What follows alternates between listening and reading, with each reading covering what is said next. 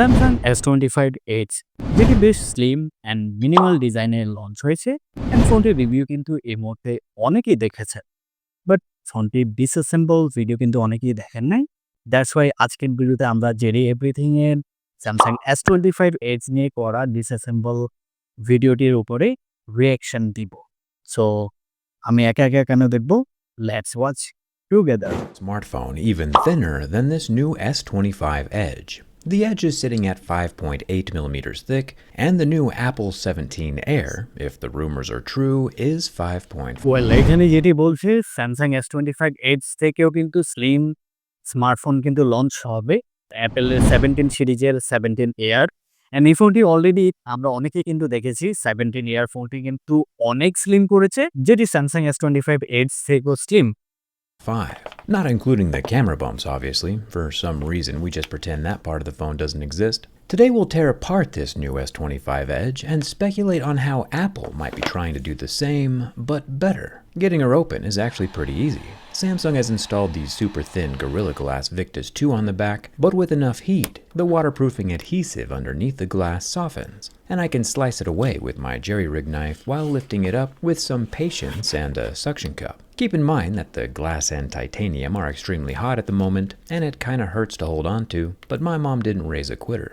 With the glass removed, the S25 Edge looks pretty regular on the inside, except for instead of thick black plastics, the inner plastic layer is thinner and has cutouts for things like the boxy lower microphone diaphragm to poke up through. There are 19 screws holding 19টা screw দেওয়া হয়েছে Samsung S25 Edge।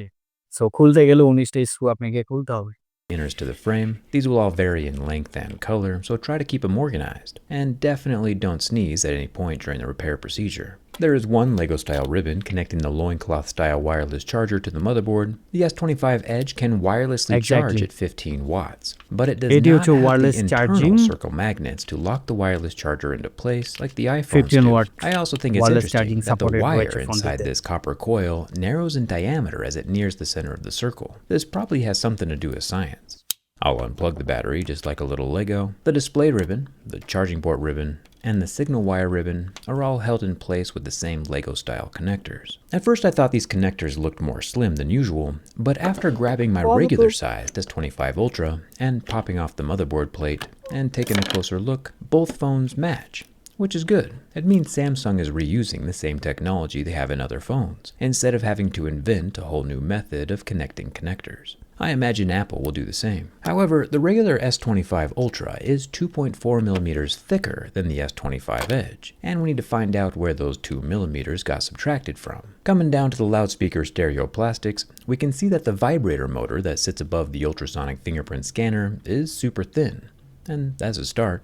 The loudspeaker itself, at first glance, does not appear to have any balls inside. But after looking under a third flap on the top side, we do see that the S25 Edge does still indeed have balls. So far, there are no major compromises or concessions.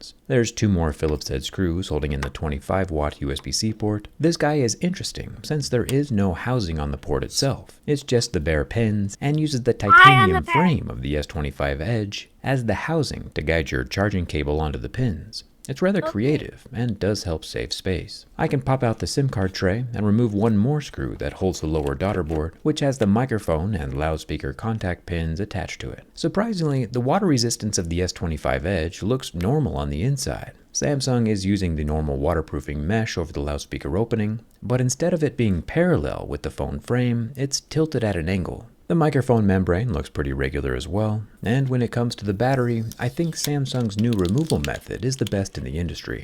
There's actually no adhesive and no prying and no electricity required. Just pull up the 4 flaps on each side like you're unwrapping a present on Christmas morning, and voila, the battery is out, ready to be swapped or recycled. And Samsung definitely gets a thumbs up. আমরা কিন্তু pixel এবং fry স্মার্টফোনে দেখেছি battery খুলতে গিয়ে কিন্তু অনেক বেশি প্যারা খেতে হয়, কারণ ব্যাটারির নিচে অনেকগুলো আঠা থাকে অ্যান্ড ব্যাটারি রিমুভ করতে গিয়ে অনেক মুশকিলে পড়তে হয়। অ্যান্ড আপকামিং যে স্মার্টফোনগুলো স্যামসাং এর লঞ্চ হবে এস সিরিজের, সবগুলো ফোনে কিন্তু সেম সিস্টেমটি অ্যাপ্লাই করবে Samsung. For that, this is a new technique that started with the S25 series, and I'm here for it. Samsung's batteries are now the easiest to take out, and the Google Pixel batteries are by far the most difficult.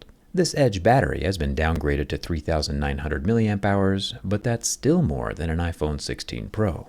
With our battery out, we get our first look at the vapor chamber, and this is what dissipates the heat from the processors and the battery while it's charging. It's super wide and super flat. We'll see how the processors connect up with it in a second. The upper stereo speaker has more waterproofing mesh over its opening, and surprisingly, it also has plenty of balls, as we can see through a transparent blue window on the top side. I'll unplug the front-facing selfie camera and pull the motherboard away from the frame, revealing copious amounts of thermal paste, which we'll get to in a second. If you remember, the S25 Ultra did not have any thermal paste inside. The 12-megapixel wide-angle camera does not have any optical image stabilization, but the 200-megapixel main camera, while being re-engineered to be slightly thinner, does still have the OIS, which is a good thing. Now, to get this thing shaved down to just 5.8 millimeters thick, Samsung had to remove slivers of frame wherever possible. And if we pop back into the 2 millimeters thicker S25 Ultra, we can see about the same size of copper vapor chamber. Except for that this Ultra still has a portion of the aluminum frame that sits between the chamber and the processors. With the Edge, that portion of frame has been removed and the processors are directly in contact with the vapor chamber via thermal paste, which in my mind will help with the thermals overall, so there's nothing to be worried about there. Comparing the two motherboards, we can see where most of the thickness savings were accomplished. Both the Edge and the Ultra's motherboards are double stacked, but the middle layer, where the ice cream sits in an ice cream sandwich, is much thinner on the S25 Edge. It's really cool seeing them side by side like this, and I imagine Apple, when they follow Android's lead later this fall, will do something very similar with their own motherboard. Finally, we reach the titanium frame. Or better said, the titanium and aluminum frame, since it looks like Samsung has again used an aluminum subframe, combined with a plastic intermediary layer, which in turn very securely binds the titanium exoskeleton to the phone. Very similar with what we saw in the Ultra earlier this year, and in my opinion, that extra rigidness from the exterior titanium is what kept this phone alive. If Samsung had attempted to build this Edge entirely from aluminum, I probably could have snapped it. At least that's what I tell myself at night. I'm not weak, just the titanium is too strong. I also noticed that the light and proximity sensors are under-screen cameras, sitting right below the selfie camera as they peek through the pixels on the AMOLED display. Fingers crossed that it all works when I put it back together. Overall, I'm pretty glad that Samsung is pushing the limits with this new Edge line. Unique ultra-premium products that a few people purchase are what paved the way for regular people to have nice things. For example, back in the mid-19th century, aluminum was more valuable and premium than gold, and was reserved only for kings. But thanks to technological and metallurgical innovations, now humans can barely be bothered to find a recycling bin for their pop cans. So 5 years from now, we'll be shocked that we were shocked at the thinness of this Edge, which surprisingly